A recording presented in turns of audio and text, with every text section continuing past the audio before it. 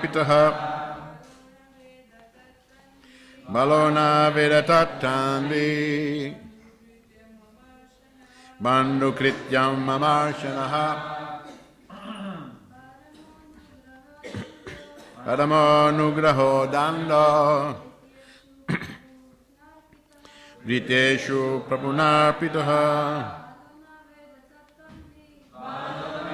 tattanvi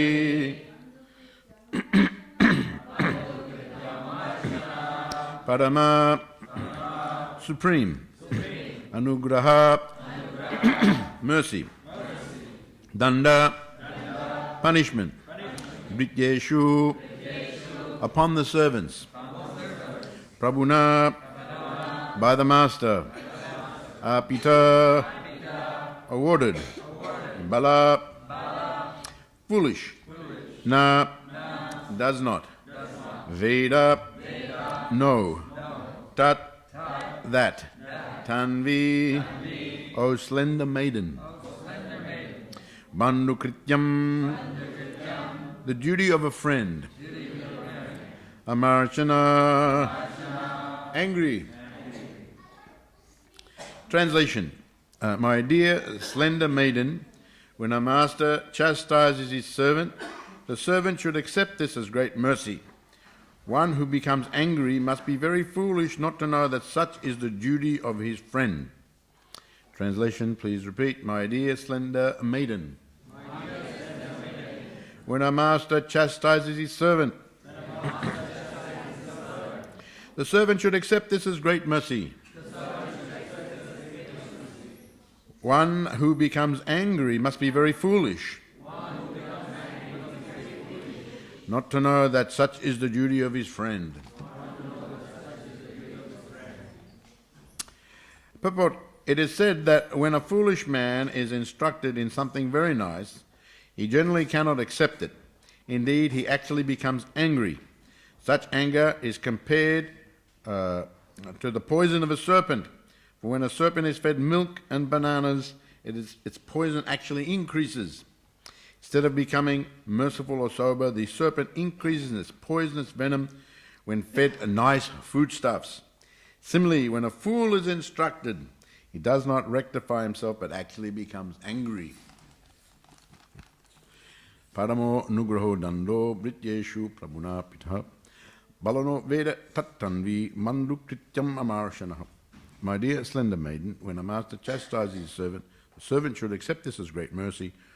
When he becomes angry, he must be very foolish not to know that such is the duty of his friend. So, the story of King Puranjana, continuing, told by Narad Muni to King Prachini Bhaishat. And he is accepting his negligence and being chastised by his wife as great mercy. And of course Prabhupada, he elaborates a little bit more for general instruction to all of us that now a true friend will, in order to help someone, they may have to speak a little sternly or even chastise. Sometimes Prabhupada would say that don't mind, I'm your spiritual masters, but I have something to say, that you have to be chastised. And sometimes Prabhupada would get very annoyed and even angry with his disciples. You didn't want to be in the room, and Prabhupada, when his top lip quivered. When Prabhupada's top lip quivered, then he was very angry with his disciple. And you kind of went in the back or hid in over the side or something like that. Of course, but that was meant for the benefit. And then at the next moment, he resumed his former composure and Krishna consciousness and went on to something else. But for that particular point, he had to say something. And sometimes he would say beforehand, don't mind, but now I have to instruct you. But out of it, constructively chastising so that they will rectify the situation. So this is a friend who really wants to help. There's different types of friends. in the world. Some are just pretend friends. They're your friend in the good times. There's the saying, good time buddies. They're your friend in the good times, but then when there's trouble comes, they're all running away. We're all my friends now. They're gone running away somewhere. So such a friend is very superficial. Superficial friend. There's that one type of friend. And then there's the friend who's also a fool. He may want to help, but he doesn't know how to help. Just like someone may get electrocuted and the friend wants to help, and then he runs over and I'll help, and he grabs him and he also gets electrocuted. They both get electrocuted. So he doesn't even know how to help. There's one saying that the path of destruction is paved with good intentions. You may have had good intentions and you may be the friend. You want to help even in difficult situations, but you didn't know how to help. So that's one other type of so-called friend. But someone who actually knows how to help, just like the surgeon, say you've got some growth, some cancer, and the surgeon has to cut it out. Is he being your friend or your enemy? Someone looking from the distance, he's attacking with a knife. He's attacking with a knife. And so they may run to try to stop, but the surgeon has to cut it out. He's doing you a favour. He has to do like that. Of course, generally in those situations, the patient gives the permission. But in some patients are very, very foolish. They're just like Srila Bhaktivedanta Saraswati Thakur tells the story of the young boy who was running on the roof, flying his kite. He was flying his kite, running on the roof of the house, very high up.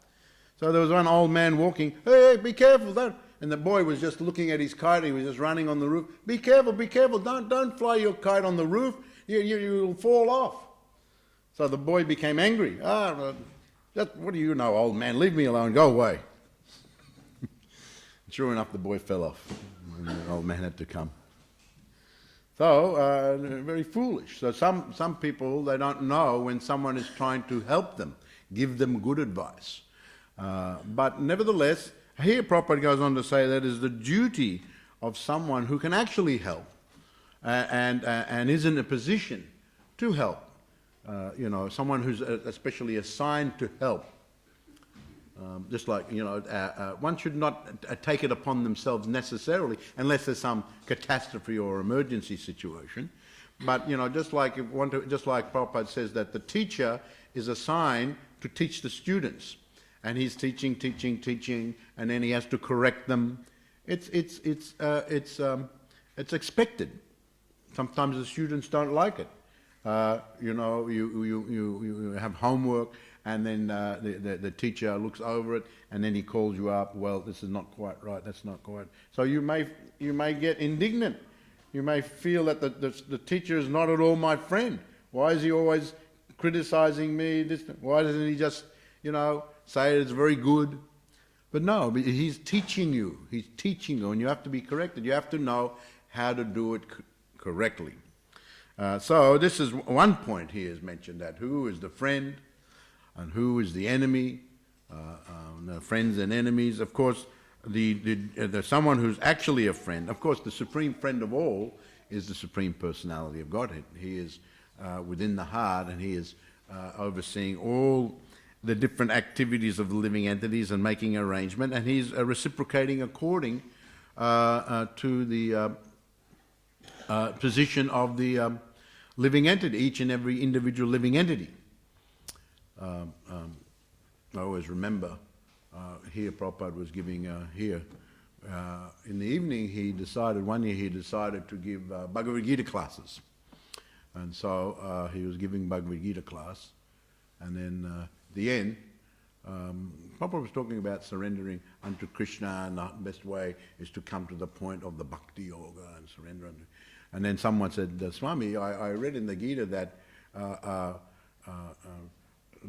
Lord rewards all the paths. All the paths, as you, what is it, that verse? All paths lead to me. All paths lead to me. Yes. I'm just trying to... Sorry? Yes.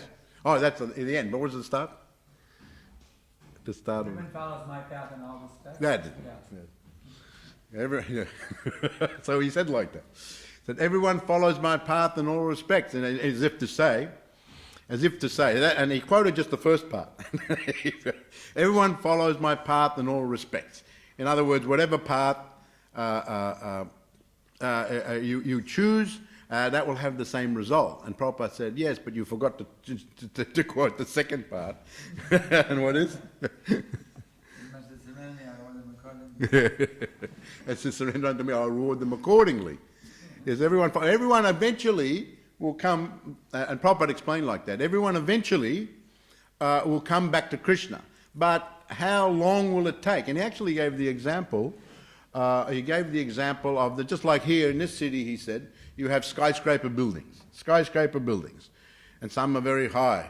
So if I have to go to the office, I can go on the stairs to the 60th floor, 70th floor, and then maybe by the end of the day I'll reach the office. When the office is closed. But if I take the elevator, within a few moments, I can go there. So this Krishna consciousness, he said, that is the elevator. He said, that is the elevator to the top.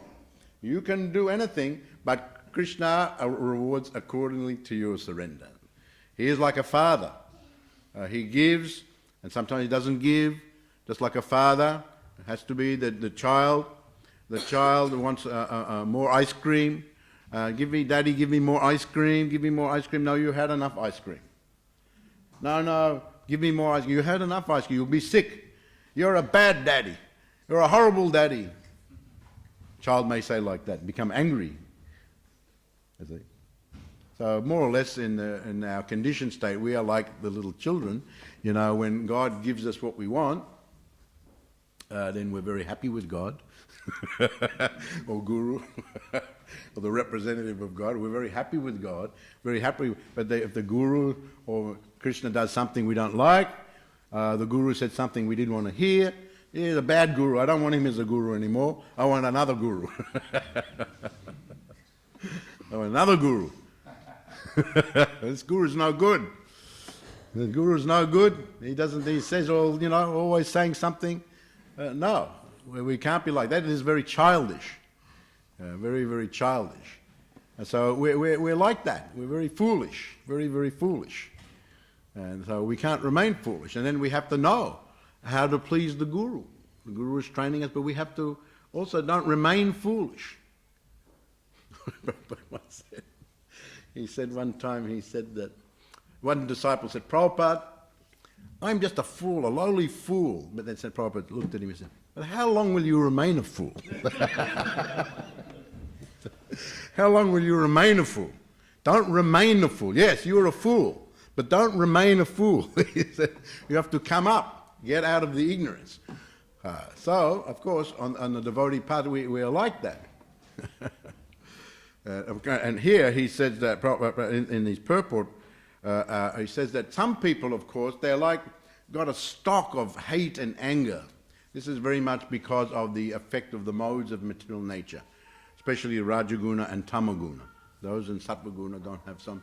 But in Rajaguna and Tamaguna, both have a stock of hate, a stock of anger, because of frustration. Actually, one of the Nessian activities created by Lord Brahma, right in the beginning of creation, to set the atmosphere, was this anger after frustration.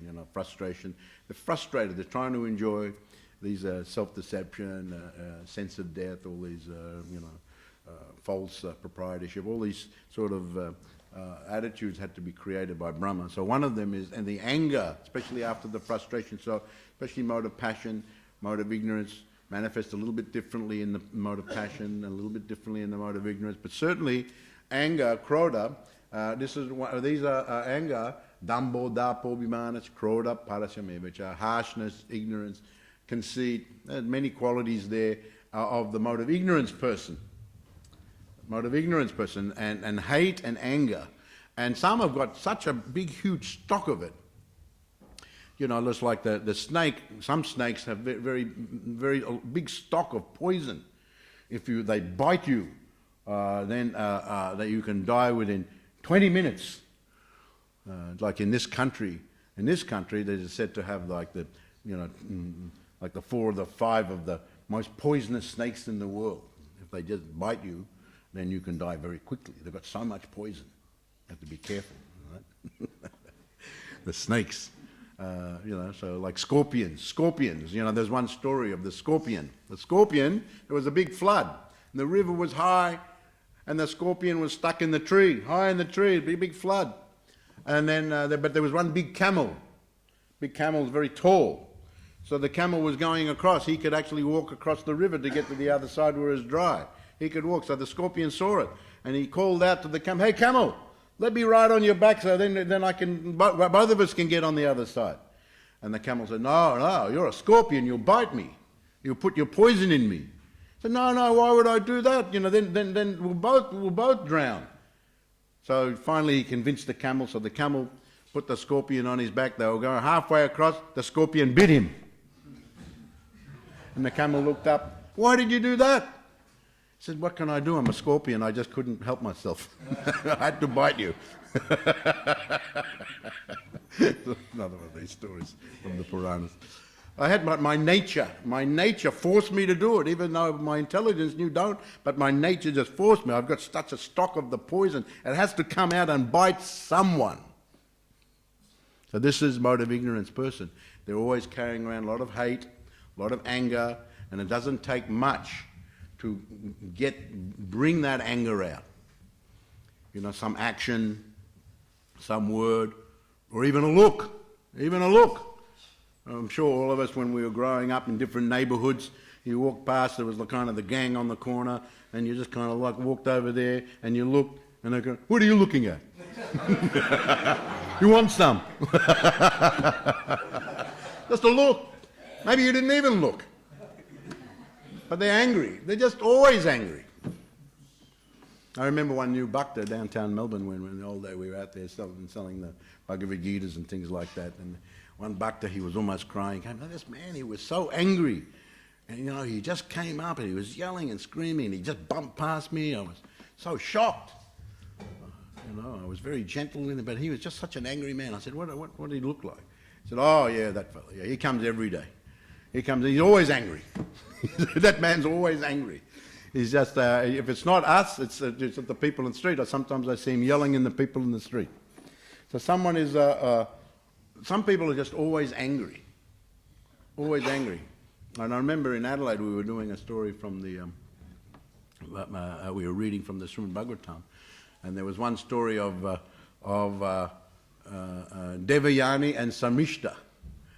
Devayani was the daughter of Sukracharya, a Brahmana, and Samishta was the Vishpava. She was the daughter of a king. She was a princess. Anyway, they were kind of friendly, but Samishta was kind of an angry girl. She was always angry.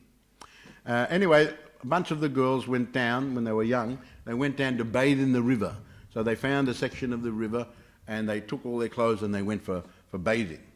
And then just at that time, Lord Shiva came past with Parvati on Nandi. So they scrambled, they ran out to to dress themselves. And Lord Shiva is here. And so they were putting, and when they came out, Samishta mistook Devayani's clothes for her clothes, and she put Devayani's clothes on. So then Devayani became very angry. "Why? Who are you? We are the Brahmana. My father is Sukracharya, but you dare to put on my clothes?" "You dare to put on my clothes? Who are you? You're like a lowly maidservant." And so Samishta, who was always a little bit angry, got very angry. Said, "Who are you? You are a puffed up nobody. You are just relying on us to get even your food. You come and beg at our door at the palace, and we give you the food. Without us, you wouldn't even be living." So then she said so many hard words, and then it became angrier and angrier and angrier, and then Samishta pushed and pushed and pushed Devayani and pushed her, and she pushed her down the well. She pushed her down the well. She fell down the well, and actually she was naked, and she pushed her down the well and just left her there and went home. And she forbid any of her friends to go there and help her and get her out. Don't you go there. Leave her inside there. So we were reading that story. Luckily for her, King Yati came along and he heard some cries. Someone was screaming out. So he looked down there, he saw a naked woman down there, so he threw down some cloth and she put it on, and she reached up and he threw something, and then he pulled her out. And then later they were married, although anyway, I won't go into the whole story, but there was she was cursed. Devyani was cursed, but previously to not marry in the Brahmana community, but marry in a lower. So, when Yayati heard that, then he accepted her as his wife. So that's another story of that. When there's a stock of anger is there, that even the slightest thing, and actually, when someone has a big stock of anger, then even if they're given good advice, just like here the example of the milk and banana to the snake, it is very nourishing. It gives them strength. But when they get the strength, because they've got such a stock of anger and hate, that strength actually increases their anger and hate. It increases it. And because their nature's like that, they don't know anything else. They know it. They have to bite. They have to put their poison. So then, when even they get that, instead of just taking it but they can't. Their nature's like that. So Prabhupada says here, the very, very foolish person, even someone's trying to give them a nice instruction. And just another example, of course, we know in history the story of Prahlad Maharaj. Prahlad Maharaj was from the very beginning devoted to the Supreme Personality of Godhead. But of course, Hiranyakashipu was always against Vishnu, and his brother was killed by Lord Varaha, so he's always angry against Vishnu, and then he sent his son Prahlad to the school. So then when he came back from the school, he sat him on the lap. So what is the best thing you've learned at school? And he said, Shravanam, Kirtanam, Vishnu Shmaranam, Parasevanam, Achanam, Mandam, Dasyam, Sakyam, Atmi Nivedanam. Just chanting and hearing. Became very angry. It threw him. What's this? Vishnu? He killed my brother. He became very angry. And Prahlad was like, where did he learn this from? And he turned to the teachers. Where, Mark and Sanak? Where did he learn this from? We didn't teach him this thing. Of course, we know that Prahlad, in the womb, he heard the instructions of Narad Muni. So we didn't. So actually, Hiranyakashipu was so angry, even his small son, even just it can be just a little thing.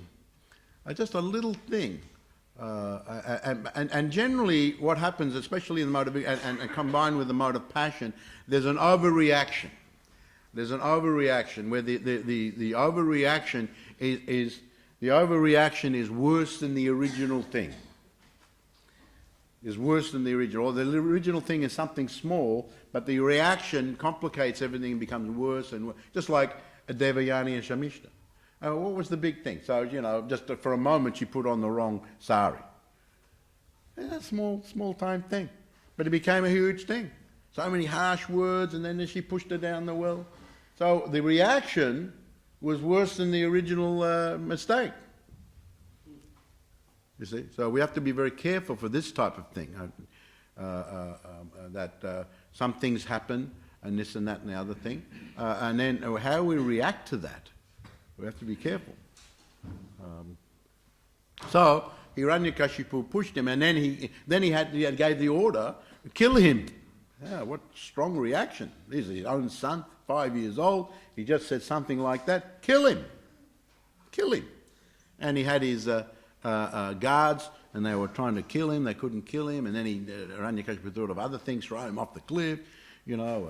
Set fire to him, poison, throw him in the ocean. So many things he tried to do, but nothing worked because he was protected by the Supreme Lord. So finally, he was he was thinking, what's going on? Then the teachers came back. Now he's just small, he's got some bad influence. Let us take him back and teach him again, and then, things will come good. And so Hiranyakashipu thought, well, no, that didn't work, let's try this. So he tried that, and then he got more instruction, but then later on, he came back again, and he sat him on his lap again. And he said that, so, what have you learned after all this time? And Prahlad Maharaj said that, well, unless one gets the mercy of the lotus feet of the Vaishnavas, one will always remain completely contaminated and entangled in the material world. My dear father, please listen to this instruction. Threw him off. This Supreme Lord you talk about, we all know the story. Where is he? And then, is he in here? Is he there? Is he there? Is he here? Bang! And that, then Lord Nrsingadev comes out. Brrr, he comes out. Ugra Nrsinga, that when he just comes out, they're all different names of Nrsinga. Kroda Nrsinga, Ugra Nrsinga, Jvala Nrsinga, so on. Some say there's like some 70 names of Nrsinga, but there's like 7 or 8 or 9 prominent ones. So Ugra Nrsinga is that name of Lord Nrsinga who bursts from the pillar, Ugra Nrsinga. And Jvala Nrsinga is generally the one, when he's on the lap, we have that painting where he's tearing apart Hiranyakashipu, and Jvala, he's tearing apart, flames are coming and tearing apart, he's putting the intestine, it's called Jvala Nrsinga.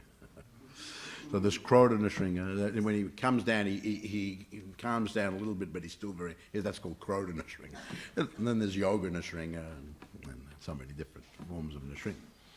So anyway, he was very, very angry. So Prahlad Maharaj said that unless one gets the mercy of the Vaishnava, but here Prabhupada says that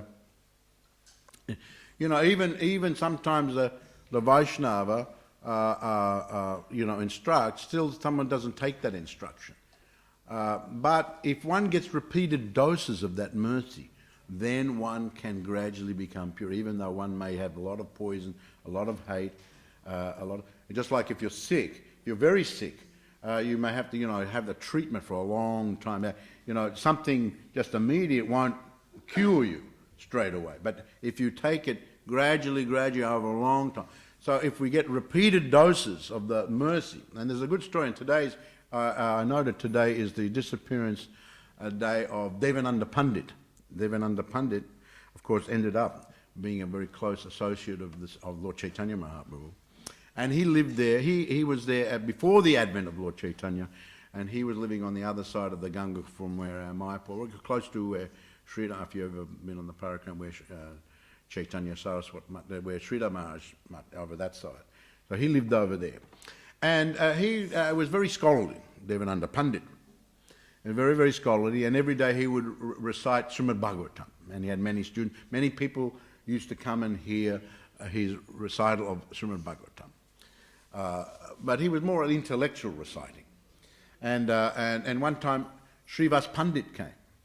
Srivas Pandit came and he sat down. Now, Srivas Pandit is a Rasika Bhakta. Now, he is topmost devotee. And then when he sat down, he heard all the nectarian verses of the Bhagavatam, he started to cry, he started to get an ecstasy, his hair stood on end, started to shiver. Just hearing the verses that were coming from the Srimad Bhagavatam, and he started to roll around and making noises. So some of the students were disturbed, became angry. They became angry. And who is this fool here? Our guru is teaching the Bhagavatam, and this fool's rolling around, making all noises. Throw him out.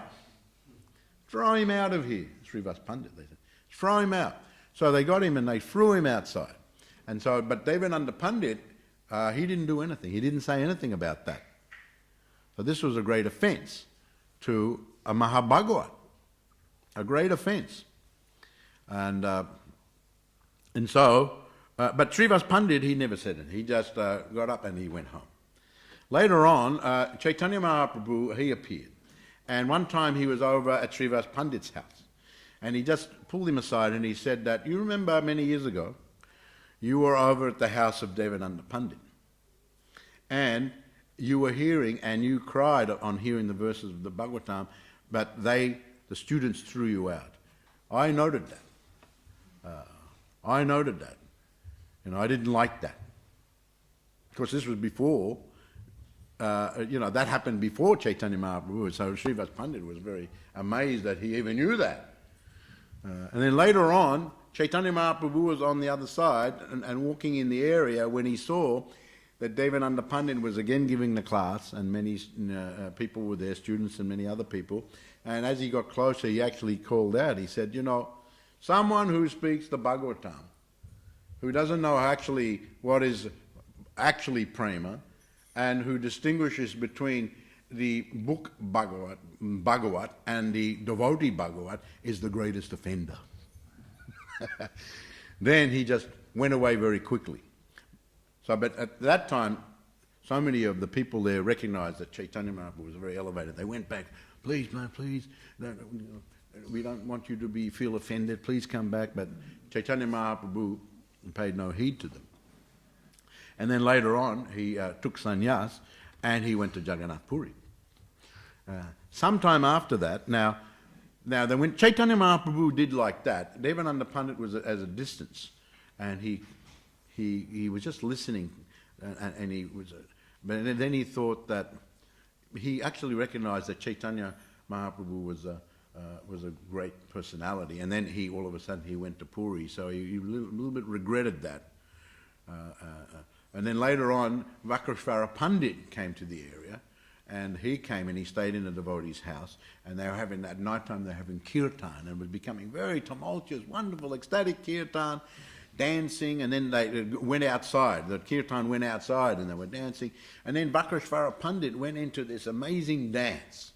Amazing dance. He was twirling around, jumping high, feeling it, crying sometimes, and many people were very, they came forward to see the dancing of Vakreshvara Pandit. Great crowds came. They were so an amazing thing. And so great crowds came there, and so Devananda Pandit thought, he recognized what a wonderful devotee this was, and how the kirtan and the dancing, and he kept the crowds back a little bit. Then when Vakreshvara Pandit collapsed on the ground in ecstasy crying, and he got covered in dust, Devananda Pandit picked him up and put him on his lap, kept the crowds back. And so he said to Vakreshvara Pandit, I am such a fallen person, you are such a great soul, please give me your mercy. Give me your mercy. He said like that, give me your mercy. And Vakreshvara Pandit blessed him like that. So then later on, Chaitanya Mahaprabhu came back from Jagannath Puri to visit again Navadvip, and he went to one place, what's that place called? Bandhana? Aparad Bandhana. There's one place, it's also near the mat of Sri Rama, nearby there. There's a place called, and so Chaitanya Mahaprabhu went there to give an opportunity to people to come forward to be forgiven for any aparads.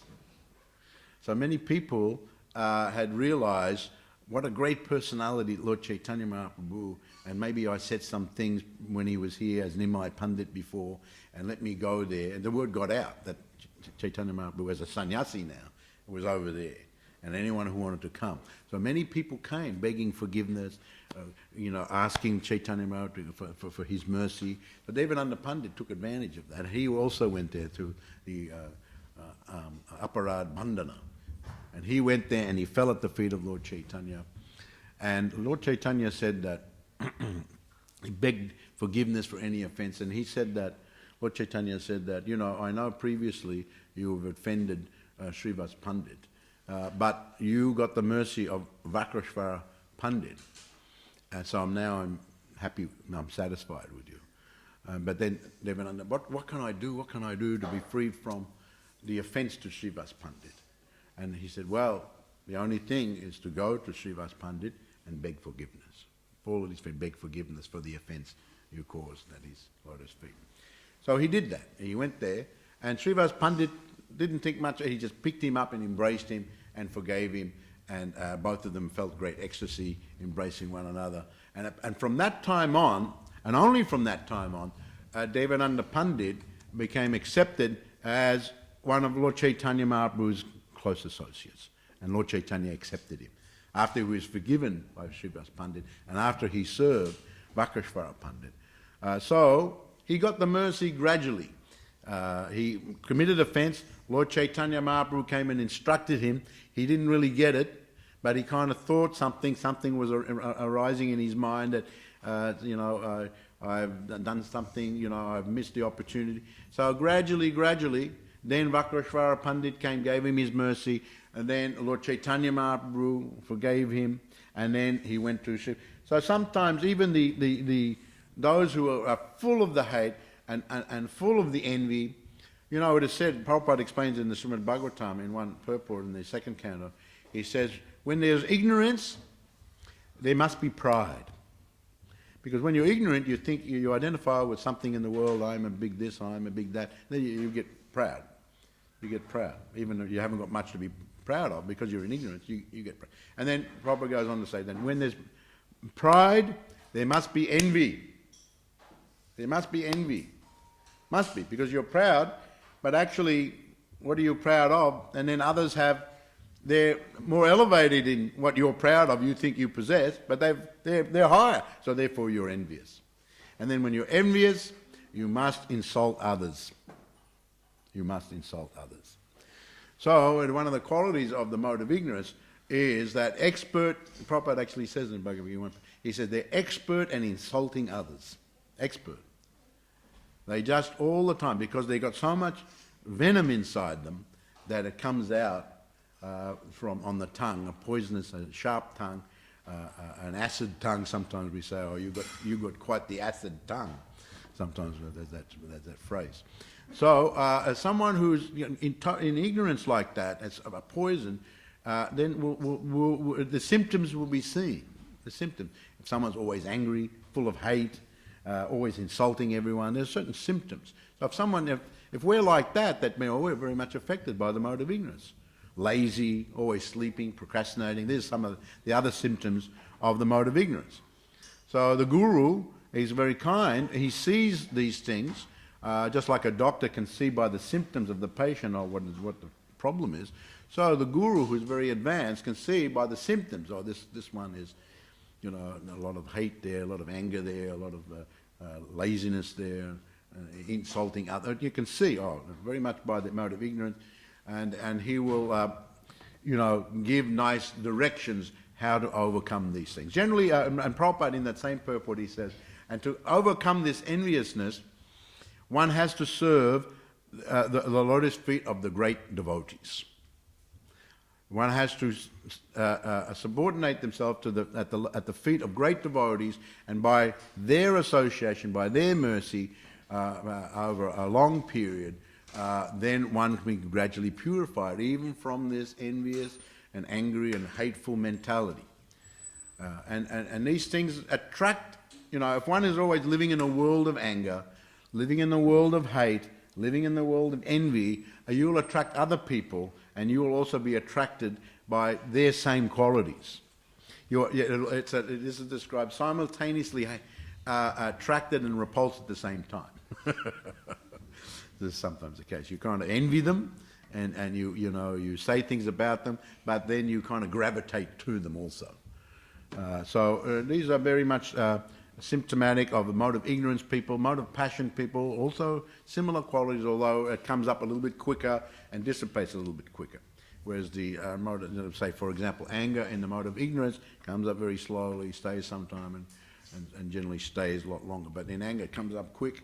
Someone has got a short fuse, they say. Oh, he's got a short fuse. All of a sudden, bang, like a volcano. Generally symptomatic of the mode of passion. So volcano, Mr. Volcano. You looked at him wrong. So blow up. Blew up. He blew up like a volcano. So very impassioned. But how to get out? All right. One is affected. All of us affected. All of us affected. And so all of us like that. And we have to see ourselves through books like Bhagavad Gita, Srimad Bhagavatam. We have to see. And then, okay, how to rectify, how to purify ourselves. Oh, we have to get the mercy of the lotus feet of the Vaishnavas. Then and only then, by their mercy, can you transcend, and actually then the Supreme Personality of Godhead, Krishna, he, just like Lord Chaitanya, accepted Devananda Pandit only when he apologized and begged forgiveness from Srivas Pandit. And then he accepted him. He was already happy that he had served Vakashvara Pandit, and he was already happy, but still there was something more. He had to go to Srivas Pandit.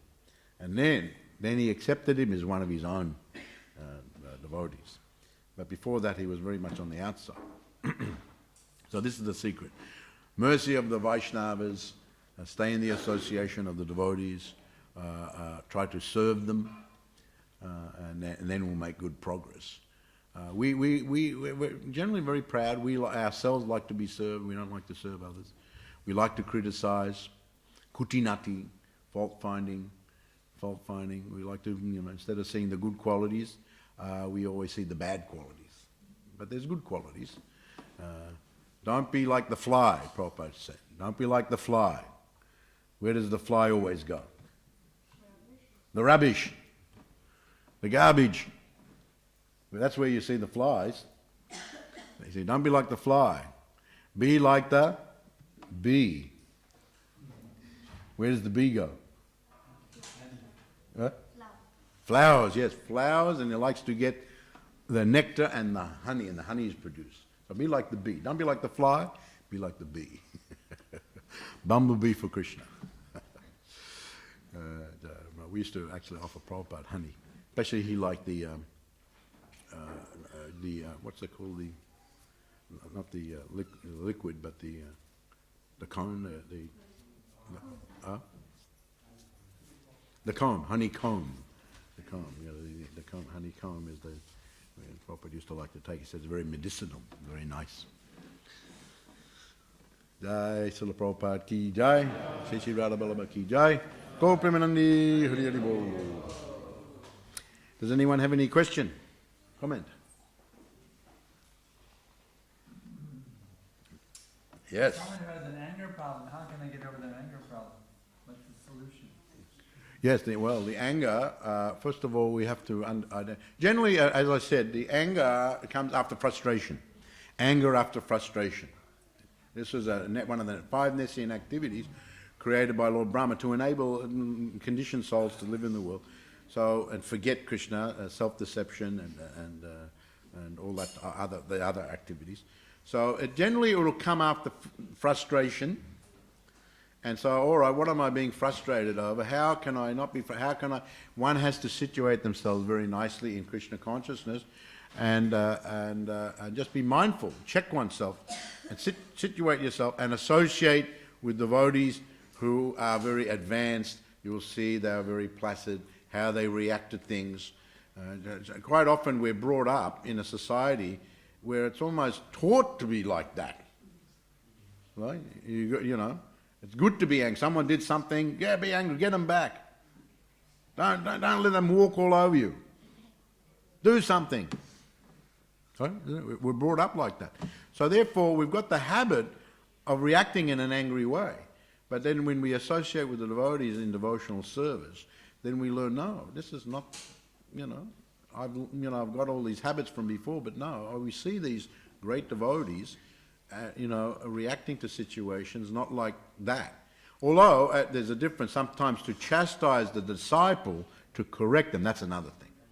This is constructive criticism, but there's a difference between constructive criticism and destructive. You're just criticising just to bring that one down.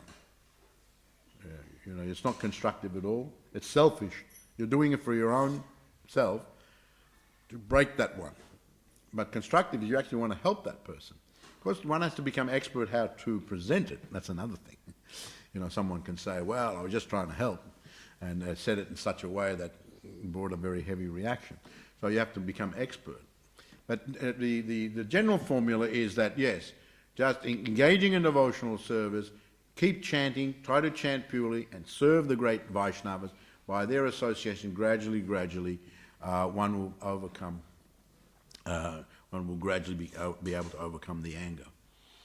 And I remember one time Prabhupada said, one disciple said to Prabhupada, I'm feeling very agitated, sometimes I get angry. Prabhupada said, are you chanting all your rounds? Are you chanting all your 16 rounds every day? And he said, yes, Prabhupada, I'm chanting. And he said, then chant more. I said 16 rounds minimum, not maximum. So that was the answer to that particular occasion. I'm sure there's other answers. But that's how we answered, Prabhupada answered. Just then chant more. So then you have to chant more. Of course, the chanting more, but you have to, what is the quality of your chanting also? That's another thing. There's Nama Para, there's Nama Bas, Sudha Nam. So, if you're chanting with offenses, just like every morning we chant what the offenses to be avoided. So the quality of your chanting also has to be improved, not only the quantity. So Prabhupada, he told him to chant more, but obviously the quality has to be good too. Not all different types of chanting. Of course, chanting more and the kirtan more, all these things. Chanting more. We used to have kind of nicknames for not so good chanting, like Jabba Jappa. You know what Jabba Jappa is? It means, Hare Krishna, Hare Krishna. Oh, Hare Prabhu, how are you doing? How's everything going? Hare Krishna, Krishna. Oh yeah, Prabhu, how's it going? No, this is called Jabba Jappa. It means you're jabbering. You're just talking and chanting. That's not such high quality. And Jibba Jappa. We used to call it Jibba Jappa. You know what Jibba Jappa? Gibberish. What was that? We call that Jibba Jappa. Gibberish. You can't understand what he's saying. Jibba Jappa. Then we had another one called Dive Bomber Jappa.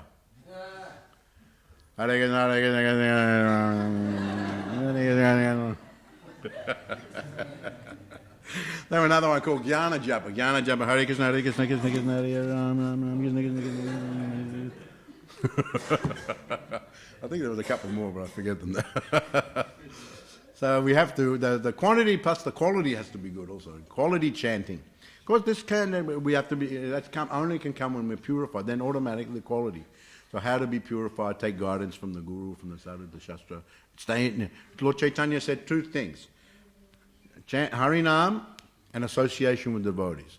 Both very important aspects and elements in the progress and making advancement on the devotional path. Chanting nicely and association with devotees. These two things.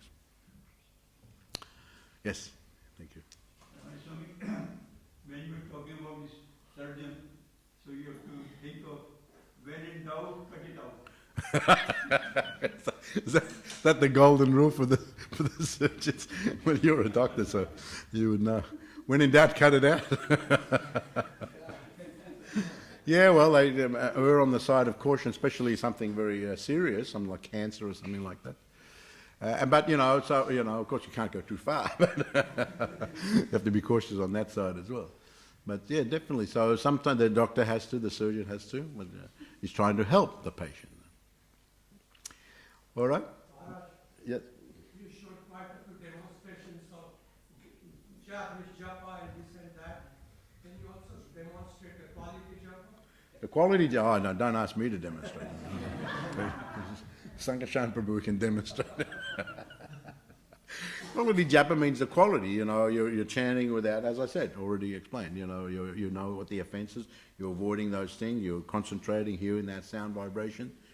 You don't have to think other things. Maybe in the prema stage, or maybe the leelas of Krishna may come to you. But Prabhupada used to say that one disciple asked, "What want you to think about, Prabhupada, when you're chanting?" And he said, "Chanting is thinking. Chanting is thinking. So you just listen to the sound vibration with a pure mind, and then that avoiding offences, serving the Vajra, doing all these things, then the quality." Will become more better. So I'm not very good at that, but I'm sure many other devotees are. Jai Srila Prabhupada ki Jai, Gaur Premanandi, Hari Hari Bol.